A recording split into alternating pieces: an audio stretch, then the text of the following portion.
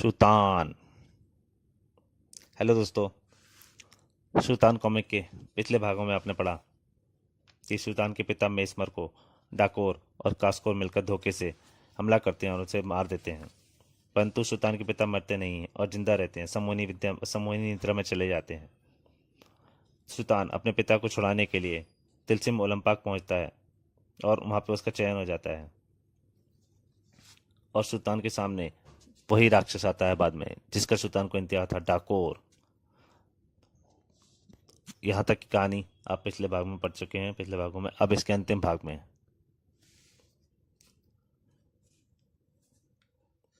उसने हाथ में अपनी गड़ी गदा छूट गई। उफ, मैं इसका मुकाबला भी नहीं कर सकता। हा हा हा, खड़ा हो। पचालू ने अपनी गदा घुमाई। भाग। हाय, क्या अद्भुत युद्ध विद्या की थी सुल्तान की। डाकोर जैसा शैतान जमीन से जा लगा था, जबकि असल में क्या हो रहा था। ला ला ला, मुझे मत मारो। ना ना ना, मुझे मत मारो पचालू। मैं तुझे पूरी तरह तड़पका को मारूंगा नीच। चाचा, इसे कौन दिख रहा है? ये चीख क्यों रहा है? यह शैतान चाहता का जादू है बेटा। तो बता, मेजमर का ताबूत कहाँ है? वो तिलस्मी ओलंपाक में बंद है। वहां अब मैं भी नहीं जा सकता। शैतान जो पूछा था, डाकोर वही बक रहा था। सबको लगा कि पचालू बहुत जोर से उस पर वार कर रहा है। तो ले फिर मर। आहा, मरा। डाकोर की हृदय गति रुक गई और डाकोर मर गया नीच। कमाल का जादू है। बिना हथियार के बंदे की जान ले ली। उसने खुद को मरता हुआ समझा और वह सचमुच मर गया। सुल्तान की सम्मोहन शक्ति का सब लोहा मान गए। मधुबन का राजा माके सिंह। वाह, क्या शानदार बदला लिया है सुल्तान ने। वाह सुल्तान चाचा। बाकू का राजा राकू पचालू पचालू करता हुआ मर गया, जबकि वहां कोई पचालू था ही नहीं। तेजगढ़ का राजा धीरे आए। रुकावट के लिए खेद है। यह क्या मतलब हुआ? रुकावट के लिए खेद है। यह है विकासनगर विज्ञापन प्रसारण सेवा का अंतर्राष्ट्रीय केंद्र। हमेशा इस्तेमाल करें मोहिनी स्वास्थ्य घट्टी, आपके बच्चों के लिए, बेहतरीन स्वास्थ्य के लिए। आहा, मीठी मीठी। उस विज्ञापन के फलस्वरूप मोहिनी घट्टी की बिक्री हर देश में फैल गई। महाराज, हमारी मोहिनी घट्टी की मांग पूरे विश्व में हो रही है।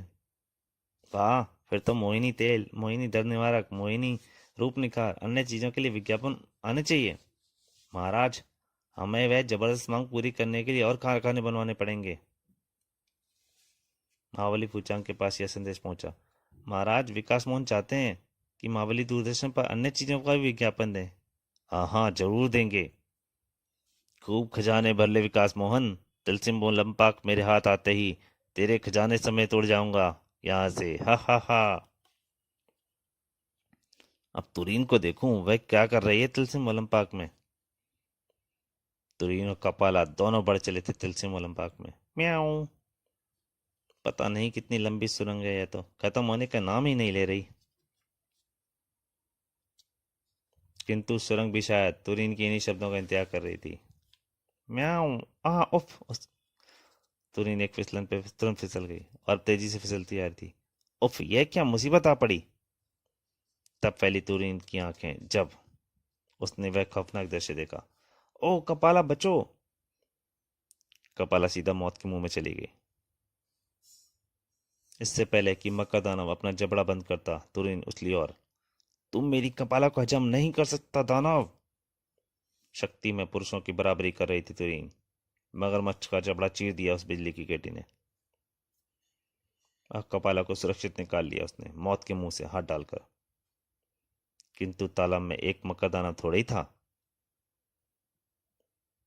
वह तो पूरा मक्कादानों से भरा पड़ा था। ओह, इतने मक्कादानों का सामना एक ही तरह से संभव था। चल कपाला।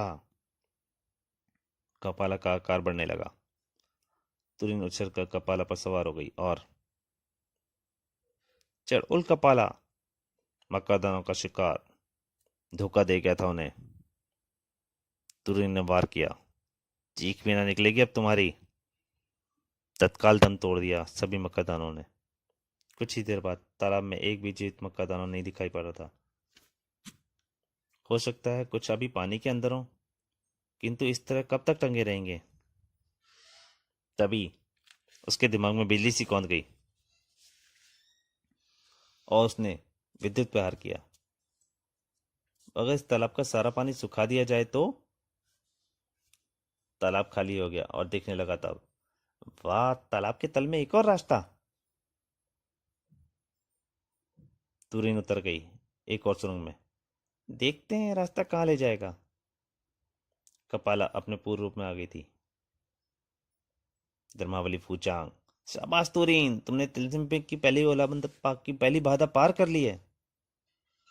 फूचांग ने दूरदर्शन आईने का दृश्य बदला।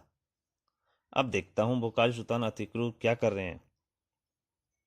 बोकाल सुल्तान अतिक्रूर और श्वेता खड़े थे एक खौफनाक मुसीबत के सामने। उफ, यह क्या बला है? घबराओ मत, मैं देखता हूँ इसे। जबरदस्त। ऐसी क्या जबरदस्त बला थी वह? हिमदानव, तुझे तो एक ही बार में कत्ल कर दूंगा हिमदानव।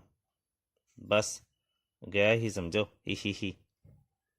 क्या वाकई इतना आसान था?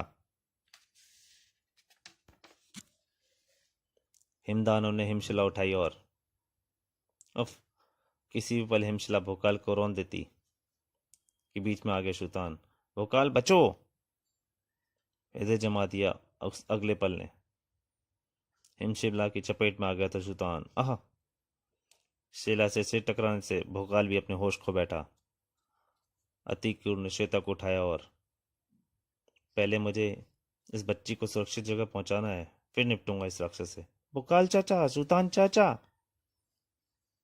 अतिक्रूर आगे और हिमदानव पीछे। मुझे छोड़ दो, मेरे दोनों चाचा वहीं रह गए। जल्दी ही कुछ करना होगा, फिर उन दोनों की खबर भी लेनी है।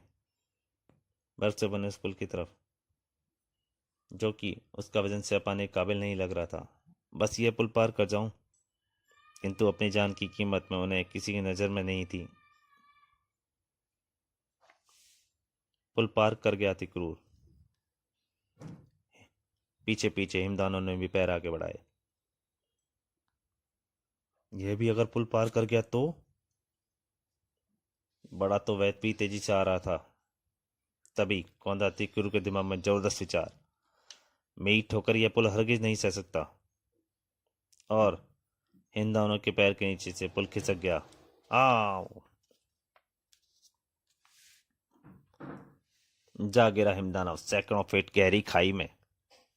वहां पर सिर्फ मौत की आखिरी आवाज ही गूंजती है। लंबी सांस ली, चैन की सांस अतिक्रूर ने। चलो, जान छूटी हिमदानव से। और भोकाल सुल्तान, अरे यह श्वेता तो बेहोश हो गई। नन्ही बच्ची अपने दोनों चाचा के लिए चीखती चीखती बेहोश होकर बैठी थी। अब अब मैं उस तरफ कैसे जाऊं? भोकाल और सुल्तान की खोज खबर लेने फंस कर रह गया था अतिक्रूर। उधर भोकाल को कुछ पल बाद होश आया। उफ, मैं बेहोश हो गया था। सुल्तान, सुल्तान का क्या होगा? और सुल्तान का ख्याल आते ही उसकी नजर गई हिमशिला पर। मैं फुर्ती से उठा और, नहीं सुल्तान नहीं, ऐसा नहीं हो सकता, मेरी खातिर तुम अपनी जान नहीं दे सकते। भोकाल के असीम बाहुबल के सामने उस शिला कब तक टिके रहती? अंततः वह दूर लुढ़कती चली गई। परंतु एक और आश्चर्य, हाँ, सुल्तान कहाँ गया? उसका तो यहाँ नामो निशान नहीं है, जबकि मैंने खुद उसे हिमशिला की चपेट में आते देखा था। पूरी माथापत्ती करने पश्चात फिर से चिंता हुई श्वेता तिकरूर की। बर्फ पर बने इन निशानों के पीछे चलता हुआ मैं उन तक पहुंच जाऊंगा। सुल्तान को खोकर भोकाल चला श्वेता तिकरूर को ढूंढने, और शीघ्र ही अतिक्रूर श्वेता के सामने खड़ा था। अतिक्रूर, तुम ठीक हो ना? श्वेता ठीक है? भोकाल चाचा, हाँ मित्र, हम ठीक हैं, और हिमदानव मर चुका है। भोकाल ने अपनी ढाल उठाई और खाई के पार उड़ चला। मैं वहीं आ रहा हूँ मित्र। अगले ही पल अतिक्रूर के पास पहुंच गया। ओह भोकाल चाचा, आपको देखकर मैं कितनी खुश हूँ, लेकिन सुल्तान चाचा कहाँ रह गए? सुल्तान, वह गायब हो गया अतिक्रूर। सुल्तान गायब हो गया? फिर दोनों ने एक दूसरे को एक दूसरी घटना सुनाई। महाबली फूचांग, सुल्तान, हा हा हा, वह भी पहुंच गया तिलसिम के अंदर सही सलामत, हा हा हा हा।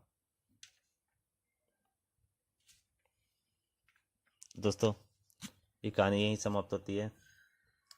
इसके अगले भाग में इसके अगली आगे कॉमिक में, जिसका नाम है शूत, अति क्रूर, जल्दी आपके सामने हाजिर होऊंगा।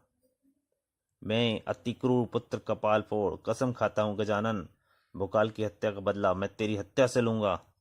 हा हा हा, चंडाल के औलाद, मेरी हत्या करेगा। हा हा हा। तो दोस्तों, ये कहानी यही समाप्त हो गई। नमस्कार।